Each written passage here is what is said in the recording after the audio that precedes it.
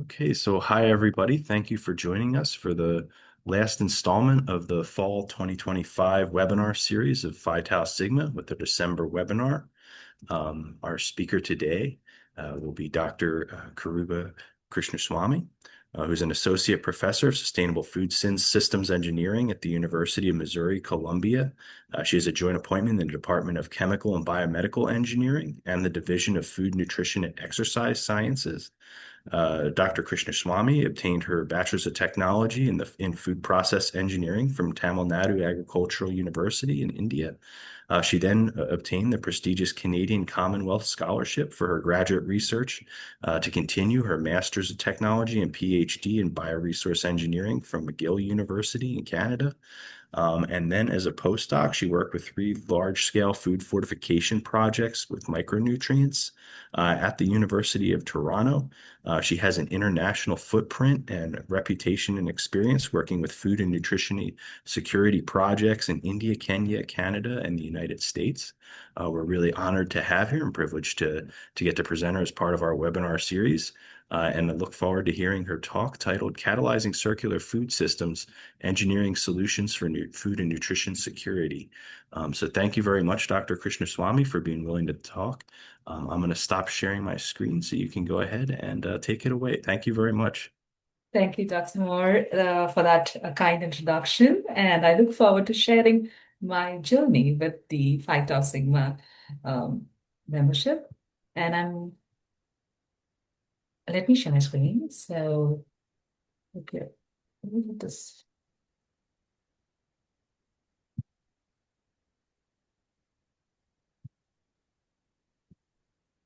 So, able to see my screen? Yep, absolutely. Thank you so Perfect. much. Thank you. And it's an honor to be present with this group because it's a I'd say it's an honor. And give me one second. I am having some. Okay, perfect. So I think so. We are ready. And thank you for that wonderful introduction, Dr. Moore. And today we are going to talk about catalyzing circular food systems. And before we go into this, I want to share my journey a little bit. Um, is my screen changing or it's It's still on the title slide. oh, okay. Let me see if I'm able to share the screen again. Yep, sorry about that. Sometimes, so you should be able to Oh, see. there we go. Is Now that it's, I okay? think, on your second, maybe your second slide. Okay, There you perfect. go. Perfect. So wonderful. Let's start with my journey. And I started all the way in India. And this is my first project. I think so it's my fourth grade. And you can see our food. And all these are vegetables. Like, so my love for food has been from a very young age. And Dr. Moore kindly introduced me. This is from Tamil Nadu Agriculture University. And I went to McGill to do my master's and PhD. Then I postdoc at University of Toronto. And everything like all my projects has been revolving around food, and I feel blessed to be studying this and call it as a profession, right? So and now I am here at the University of Missouri, which is an old it's a land grant institution as well. And if you want to see where we are pretty much located in the Midwest, like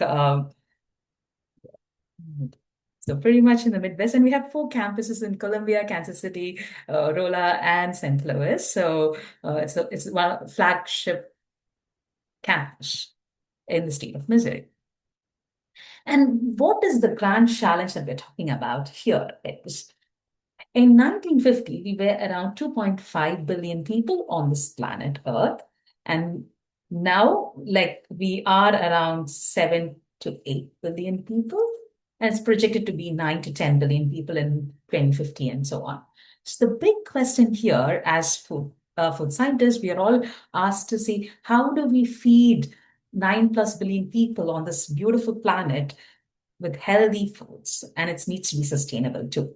Because our resources are finite. We have a finite resource. So how do we address this? This is a grand challenge that's been asked, that's been facing our profession, right? And this has been exacerbated by climate crisis. We did see every time whenever there is a climate crisis, the challenge becomes much more. And how do we address it? And we didn't think about a pandemic, right? In 2020. And in the most advanced nation in the world, we did see something like this, right? People standing. So the big question here is, as food scientists, how do we address this big challenge of um, food security? And that aligns with the SDG goal number 2, that is the zero hunger. And we will come back to these goals again because these goals were established in 2015, that is pre-pandemic. Right. And we had this ambition that, yes, we would be able to solve these problems by 2030, that is 5 years from now. And when this was proposed, we didn't think about that our Earth will face something called a pandemic, and everything, all our progress that we made for decades might change or shift. And this is what we're going to see in terms of numbers as well. Chronic hunger affects, like in 2021, just after the pandemic, it hit around 828 million people. This progress, like we were making some progress, a slight progress in addressing these challenges. But the pandemic kind of shifted our progress, right? And what is the current state in 2025? This is the report, the state of food and nutrition security in the world, where all the organization comes together, like from the World Food Organization, UNICEF, World Food Program, World Health Organization, and IFAD, that's International Funds for Agricultural Development. They all come together to write this report. And what we have seen is there is about 96 million more people in the world who will be facing chronic hunger in 2024 compared to what we had in 2015. That is when the SDGs were announced, right? So the way we so this is something that we need to think about. Like this number that's taken, and it's around 100 million people more going to face this. And that's about chronic hunger. And to the audience, I know some of you might know about hidden hunger. Um, so I'm here to talk about hidden hunger. Hidden hunger is as dangerous as chronic hunger. We might not see it in our, reports as much, but this is something that I am curious about. And because this affects more than 2 billion people on this planet, and around 7 million children before they reach their fifth birthday die annually because of malnutrition problems. And it's irrespective of developed countries, developing countries, everyone is affected by some sort of micronutrient deficiency. And so this is a big concern that our research group is interested in. So when I had this opportunity to start my research program, on one hand, we had around 2 billion people affected by hidden hunger. And whenever we talk about hunger, we always think about stunting and wasting. But overweight and obesity also falls under the same umbrella. And this is what we call the double burden of malnutrition. And recent Lancet report there's a lot of clinical data that is currently showing that micronutrient deficiency could play an important role between both these metabolic pathways. So that is on one hand. On the other hand, we waste around 1.3 billion tons of edible food annually, right? So this is like a dual challenge. We need people, like there's there's issues related to hidden hunger. On the other hand, we waste 1.3 billion tons of edible food. So the research question that we're trying to ask is, can circular food systems approach prevent food loss or waste and address hidden hunger? So because most of the foods that's lost or wasted are perishable, mostly fruits and vegetables, right? And fruits and vegetables are the highest source of vitamins and minerals that we can get because most of the vitamins and minerals, we have to obtain it through food systems. Right? Because our bodies cannot synthesize some of our vitamins. And so, so if we can connect these dots, can we recover and address this challenge? Right? That's the research question that we're asking. And we know there is no single bullet to solve this problem because it's a complex challenge, right? So in our lab, how do we address this is through three areas. One is in sustainable food systems engineering, where we create circular economies, economic models to upcycle food loss and food waste to recover micronutrients and also address underutilized indigenous plants. So that is one area of our research.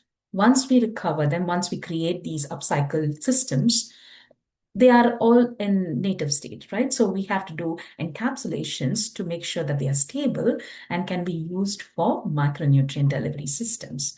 So we do scaling up of these strategies from nanoscale to micro to macro, depending upon the applications for developing these technologies. And once we develop them, we fortify them back into food systems in food fortification program, predominantly addressing hidden hunger, that is micronutrient deficiencies among women and children. So that's our interested target population group in urban, rural, and tribal communities. So those are our population groups. This is like the big overview of our research program. And whatever we try to align with the zero hunger, trying to address the SDG 2.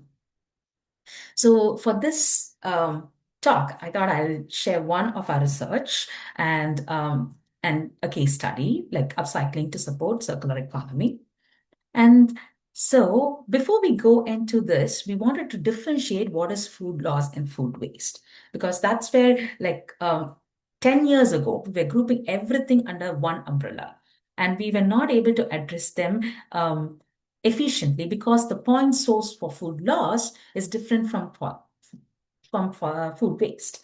And the actions required for this needs to be different from food waste as well. So food loss happens from production, post-harvest, processing stages, and distribution, somewhere along this line, right? But food waste happens in retail, in consumption, like at home when we leave things in the refrigerator. So all those things comes under food waste. So you can see the point source is a bit different. So we need to have different strategies as well as foods like fruits and vegetables are different from dairy, is different from meat, it's different from grains. So they are it's it's a very diverse and a dynamic system to address. And that's what makes it more curious and interesting for us as researchers, right? To explore them. So in this case study, we are trying to take Greek yogurt. For every 1 cup of Greek yogurt, we generate around 3 cups of acid whey. And as Greek yogurt has become a very popular breakfast item, the acid pay that's generated is also skyrocketed. Currently, what we do is most of the food, like yogurt industry, they either once again. So they generate very high volumes of these acid whey, which is rich in lactic acid, low pH, and also very high amount of calcium, right? So it's either used as animal feed. A certain portion goes into anaerobic digesters, and most of it goes into fields as fertilizers, but then it leaks into our water bodies and it causes a very high biological oxygen demand and affects our ecosystem. So this is how currently we are disposing acid waste. And also it's very difficult to handle it because of the high, low pH and high lactic acid content. And there are multiple technologies that we are exploring, and there are amazing research happening in the space. One aspect, what we are trying to do is we are trying to incorporate another underutilized crop like millets, like which are drought tolerant, climate resilient, that has health promoting properties, and is considered as a functional food. And it's gluten free. Some of the grains is gluten free and it's high in vitamins and minerals. So we are taking these two problems and trying to address and create a solution. So that's what we're trying to do in this particular project. And apparently in the US, it's used as feed or bird feed, but there is like proso millets. Certain types of millets do grow very well in the Midwestern regions of the United States. So, so there we take two materials. This is acid whey and this is millet flour. It goes into a filtration process. And then we do a spray drying process to create this powder that is an acid whey millet powder. So this is just a very brief overview of the experimental setup, but we will go in deep uh, about scaling up and see what are the challenges that we can see. So when we did some experimental in the labs, we were able to generate a high amount of, like recover a good essential amino acid profile and some of the non-essential amino acid profile. And that gave us some confidence, okay, we can generate powder which are quite nutritionally rich, as well as the mineral composition of this encapsulated powder was quite rich in calcium. You can see because the calcium was mostly that was present in the acid whey. Since of the smaller molecular size, it was going down the drain. But the millets, which have high fiber content, was able to encapsulate this calcium and potassium and zinc. And so and we were able to get these powders which had high mineral content and could potentially be used as a mineral fortificant. So that was our first findings. And I had some, Mercy was my amazing PhD student and Sargun. So we had two PhD students working on this project, and we were able to generate some good scientific data to prove our hypothesis. Right. And also the particles that were generated had a smoother surface, and that prevented agglomeration as well. So I have some flowability properties. So you can see the flowability of these materials as well.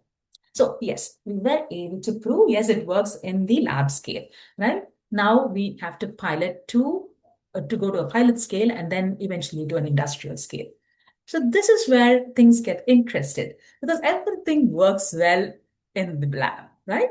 But when we are trying to scale up, that's when we will feel like, that's when most challenges happens. And I'm happy to share some of our challenges. The first thing is whatever works in the lab might not work when we scale up, right? So this is our first failure that we had. And instead of getting into fine flowing powder that we saw previously, you can see it's a gooey matrix that came out of the pilot scale spray dryer. But it was a good learning experience as well. And that led to understand certain things that I would like to share what we learned from this experience. First is the drying efficiency. Whenever we are working with powders, right? The heat transfer of the material is so important, and the airflow inside a large scale system can cause high moisture and fat retention because of the nature of this biological material.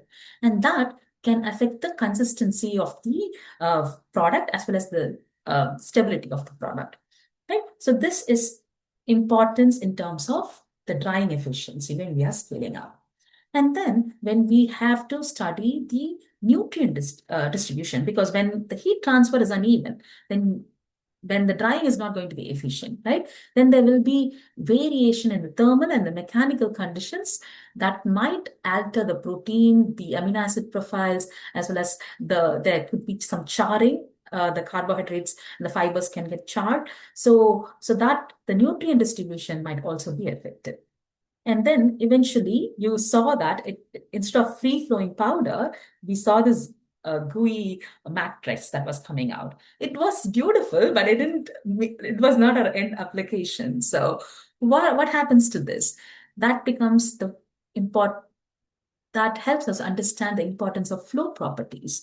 That is increased in particle agglomeration, the moisture retention inside the matrix if there is uneven heat and mass transfer can reduce our powder flowability, and it can impact our handling as well as the packaging efficiency later during packaging as well. So those are some of the learnings that we learned from this pilot study, the failure, but it gave us insights about all these important parameters.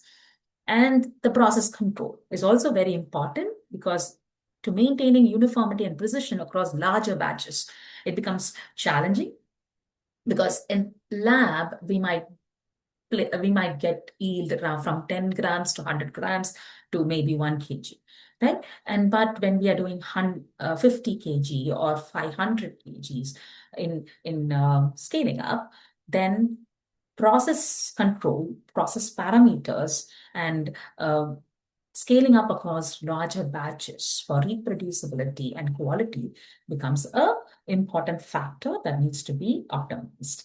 And that leads to the optimization. So these challenges highlights the importance of fine-tuning a process parameter and monitoring these conditions so that when we go for industrial scale, it all works out.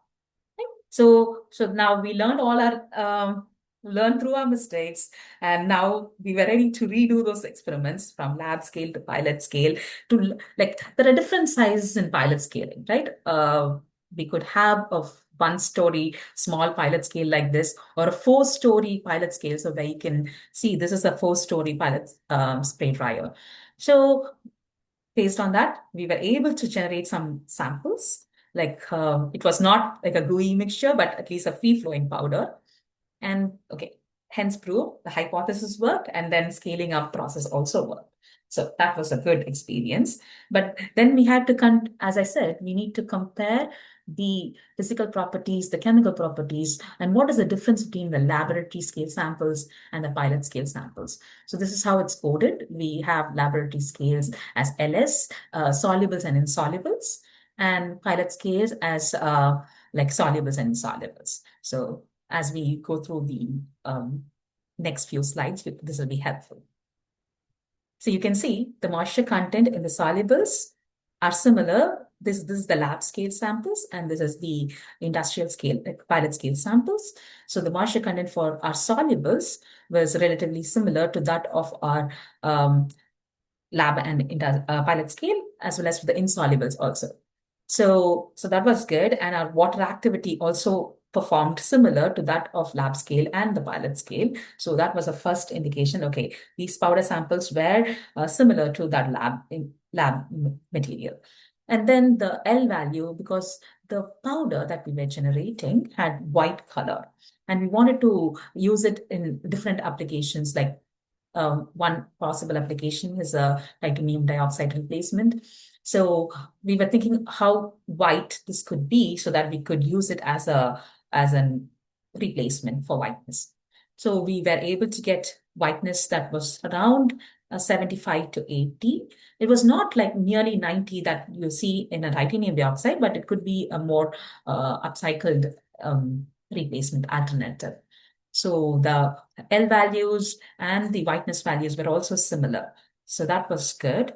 And this was the most important thing that we wanted to see, because this helps us to understand the flow nature of our material.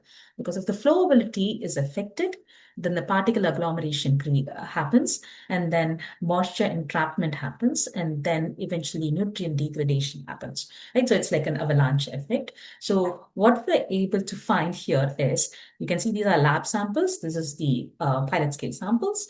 Are the flowability, the Husner ratio for this was pretty much very, very free flowing to excellent. So that was pretty good. Good free flowing powders were obtained, as well as the CAR index also gave us similar data. So that was the most exciting news for us. Okay, this works quite well, even if we scale at multiple pilot studies. So that was a very good experience for us. And then we wanted to see if there is any change in the nutritional composition of the amino acid profiles. And we got similar trends, like, for the essential amino acids, similar trends that was obtained in the lab scale was obtained in the pilot scale as well. So that showed us that there was good heat transfer. The heat transfer was good enough that it didn't create any denaturation of the protein matrices that was present in that in the powder. So the same profile we were able to get for the non-essential amino acids as well. And so what I'm trying to say through this particular case study is, if we think something as waste, yes, it is a waste. But if we think it as a raw material for our processing, then it then by just changing certain aspects in our process flow diagram, we can develop innovative product and create circular food systems that can eventually have potential applications and create economy by upcycling waste. And it not only addresses one challenge that is related to SDG, it connects multiple SDGs like clean water and sanitation. If we can prevent this going into our water bodies, then we can address certain challenge, address support certain goals in SDG 6.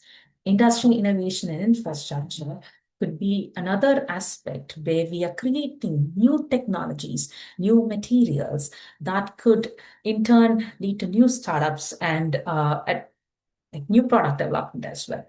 And also, it aligns with the responsible consumption and production from a food processing standpoint, from an industry standpoint, from a research standpoint.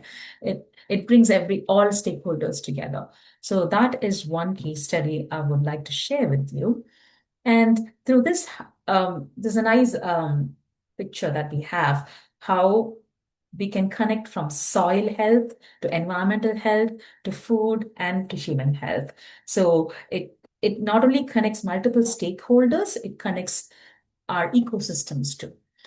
So here, where we had millets, which were drought tolerant, climate resilient, and so it is supporting the soil health and then environment instead of dumping down the drain and causing a lot of algal bloom to our water bodies. This could be recovered to develop products which are nutritionally high. And then eventually they do have like health benefits as a mineral fortificant or a food ingredient or a functional food. And so providing a lot of health benefits through that area as well. So from insights to impact, that was how we were able to. We're still learning from this project, and more interesting results as we go for industrial scaling up. And so what we need to like, how I would like to tie this up is when we are doing scaling up, we will be working not only with food scientists, we will be working with people from um, multiple backgrounds, right? So that is where we need to have um, the importance of collaboration. And that brings us to back to COVID. It's been 5 years, but still we can see its impact. Like COVID brought to limelight that we need to have um, multiple systems connected. And it calls for a transdisciplinary approach for research and teaching. And you can see here, these are multiple SDGs which have been affected by during COVID. And if one SDG is affected, it does affect multiple SDGs. So that's why we need to have a transdisciplinary approach in addressing both research, teaching, and any innovation needs to be thought in a more holistic and a sustainable way. And with that, I would like to summarize, if we need to have a sustainable food systems transformation, we need to have a transdisciplinary convergence approach, and partnership is the key to success in the 21st century, and to connect both our people and our planet. So that is an overview of how we can bring systems together from upcycling our waste to at the end connecting our soil health, environment, human health, food and human health.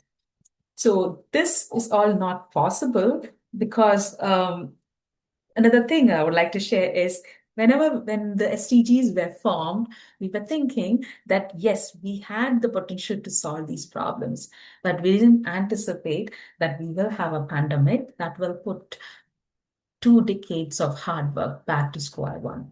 right? So that also shows how fragile our food system is. And so if our food system is as fragile, and what I would like to leave with is this particular quote from um, so Dr. Abel Einstein, because most of our food industry, most of like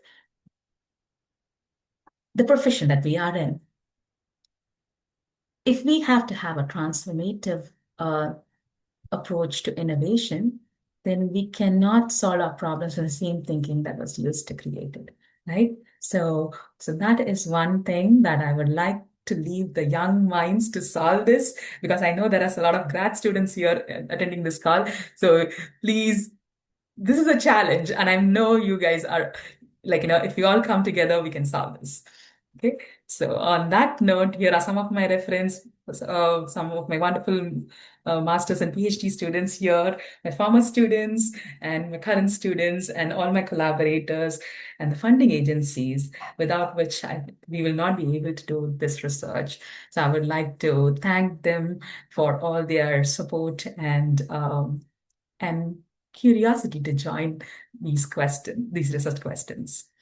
And I would like to leave the group with we are all connected, and food is such a powerful connector because we all eat. And this is the only one blue planet I know we call it home. So, so yeah, thank you. Thank you for this opportunity to fight our Sigma. Thank you. Awesome. Thank you very much, Kiruba. That was some awesome messages and amazing research. I see Thank we already have one question in the Q&A. So folks in attendance, please feel free to type in your questions in the Q&A section. So Kina asked a really good question about powder recovery from acid whey. She's asking, can you elaborate on how good the recovery of calcium and other powders from the acid whey in the experiments was by reminding us or giving an idea of the percentage of these contents in the original waste stream? Okay, that's an excellent question. So we just to give a ballpark number, we were able to recover 50% of calcium that was present in uh, the acid way. The from Wow. the thing is because when we concentrate and these matrix, the millets, like some millets, not all millets, because we played around with finger millet, let's say first proso millet, then we had kudo millet, little millet, barnyard millet, and now we are working with pearl millet and finger millet. And certain millets have very interesting properties in encapsulation. So just by combinations of few, we were able to get 50% recover, like 50% calcium entrapment in the matrices. So yeah, Wow. That's but a 50, thank you.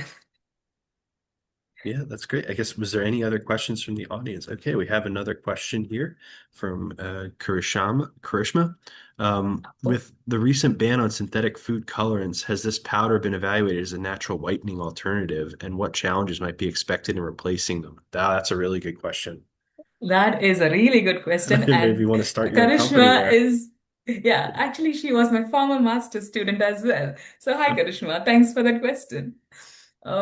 So has been evaluated for natural whitening. There are few startup companies which are interested and they are evaluating this particular aspect. And also we were we did a cost analysis on replacing titanium dioxide. The challenge is titanium dioxide is literally the cost factor because it's very, very cheap. And if we scale it up to a scale that can replace, then it's possible.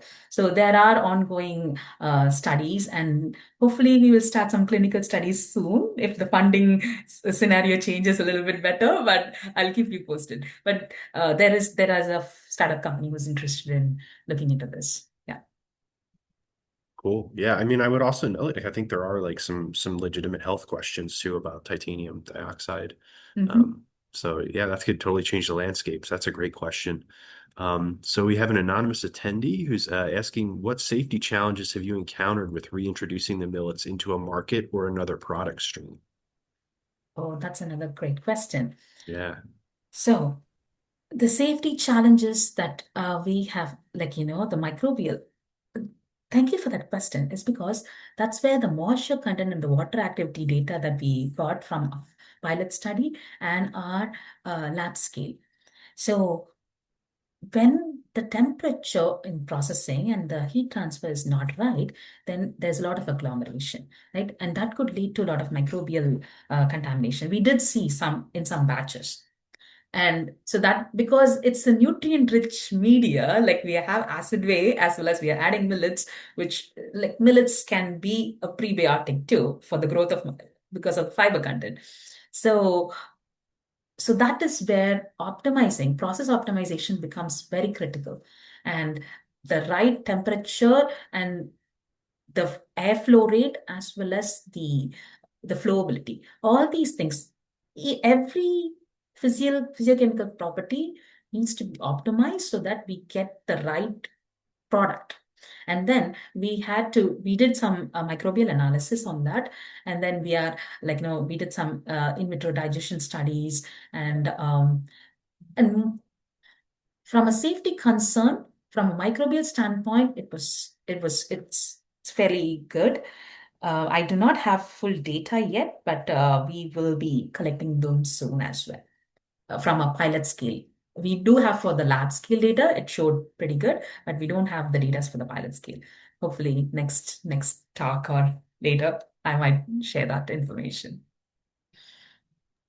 Cool. Cool. I guess in the audience, are there any other questions that you guys have for Dr. Krishnaswamy? I have a few myself. Okay. We had just sort of mentioned it, and I guess so are like I don't know, I want to confirm, I don't know if I misheard. Are you actually are you considering doing a startup, or do you have any startups in the work for either this project or any other ones? I was kind of curious because you do a lot of really innovative stuff. So I was kind of curious if you wanted to make a plug for any of them. Okay. The thing is, I do not have a startup, but I Mm, do collaborate with certain startup. There is a super white powder. There's a startup based in Wisconsin, Madison, who mm. are interested in taking this. And there was a funding from CDR to take this to scale. And that's how we did that first pilot study. And so there is some interest. And hopefully, with the now ban on synthetic powders, we might get more traction. Cool, Yeah. cool. I guess one sort of just like larger philosophical question, again, because I'm a little bit less familiar with this area because my expertise is a little different, is, like when I see a lot of these, food waste or sort of upcycling things, it tends to go to forming a powder of some sort. Are there any other projects that you have that where you're not necessarily making it in powdered form? Or could you maybe explain sort of what the advantages are of, if you're taking a waste stream and then turning it into powder? I guess is sort of the question I have as somebody who's sort of naive and doesn't really have a strong engineering background.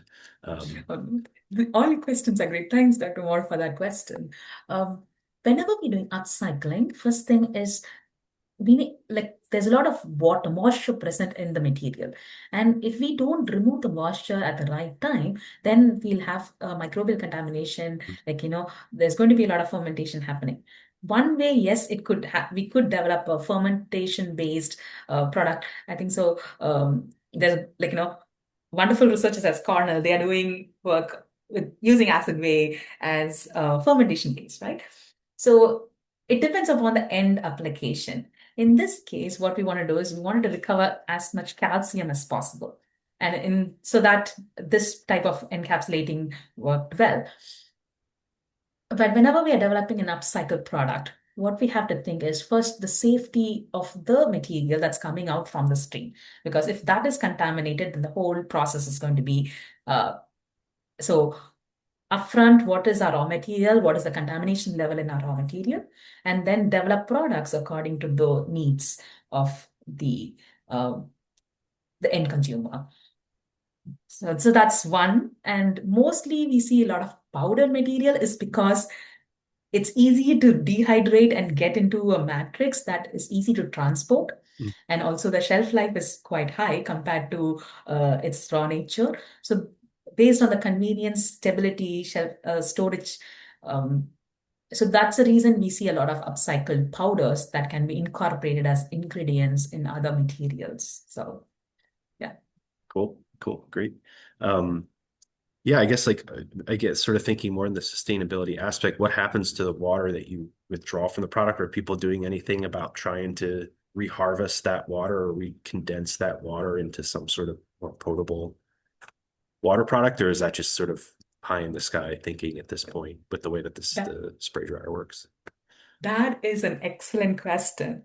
And we like currently we don't have much. That's a good question. Actually, I'm like, it's a nice secondary product that could be recovered. Um, Yeah, I've not thought about that yet, but that's a good thing that needs to be because the energy efficiency, the energy cost goes high because of that, Mhm. right? And if we can recover it or use the heat generated as a secondary heating, preheating step, so that the steam or the exhaust heat that is generated could be used as another pre-treatment for a unit up. So that could be a nice utilization of energy. Um, yeah. That's a good Cool, thing. And yeah. cool, great question. I guess, is there anybody else in the audience who has any additional questions?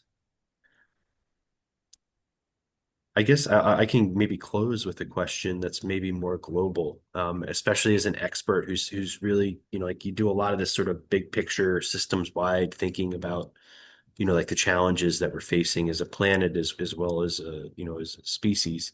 What would be the number one thing, like if you were the leader of the world that you could direct the most attention to within our food system? What do you think is the biggest area that we really need to address related to sort of food waste and food loss in particular? Are there specific products or a specific process that you really think we should focus on much more that we're not really doing right now, just as like a global?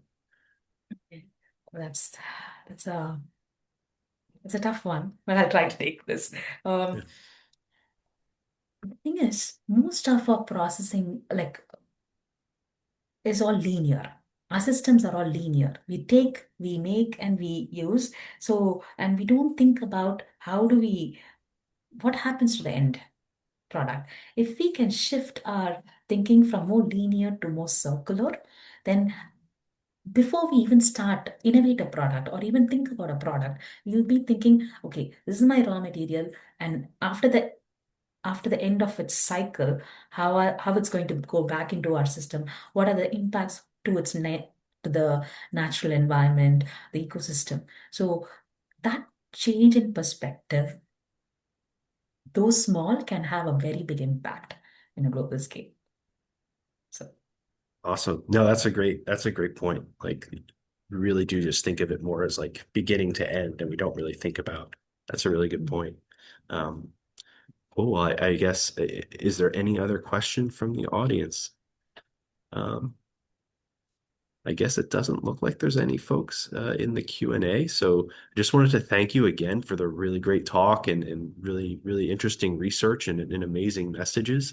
So I know I know it's always awkward trying to clap with a webinar, and I think I'm literally the only one that can register a noise, but thank you so much for taking your time. Um, it was a great talk and really interesting stuff. I'm sure folks can get a hold of you online if they have additional questions as well. Feel free to email me as well if you wanted to try and get a hold of Dr. Krishnaswamy. So thank you so much for your time and have thank a you, great thank you, and thank you all for attending and have a great rest of the month and happy holidays to everybody. Um, thank you, cool. everyone. See you all. Thank Have you. a good one. Yeah, bye.